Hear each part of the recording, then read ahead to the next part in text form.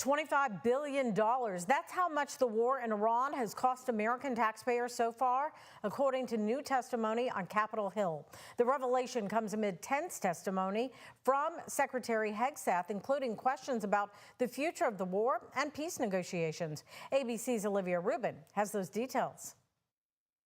Today, sparks flying on Capitol Hill as Defense Secretary Pete Hegseth testified for the first time since the war began. The biggest challenge, the biggest adversary we face at this point are the reckless, feckless, and defeatist words of congressional Democrats and some Republicans. Hegseth facing scrutiny from Democrats. Secretary Hegseth, you have been lying to the American public about this war from day one, and so has the president. But firing back.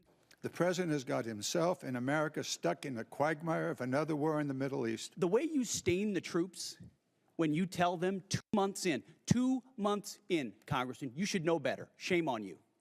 Calling this a quagmire 2 months in. And one Republican criticizing Hegseth, too, over his firing of several senior military leaders.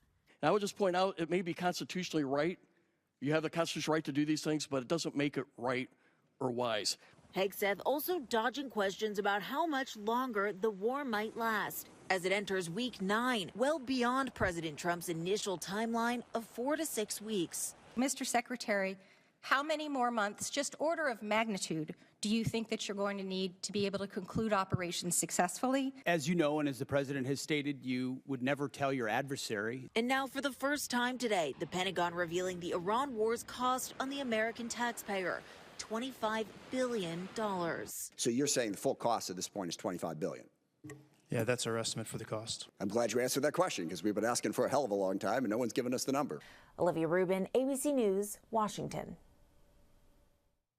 There are no new negotiations scheduled with Iran. President Trump today telling Axios he rejected a peace plan from Iran that would have lifted the naval blockade on the Strait of Hormuz, but would have delayed nuclear talks.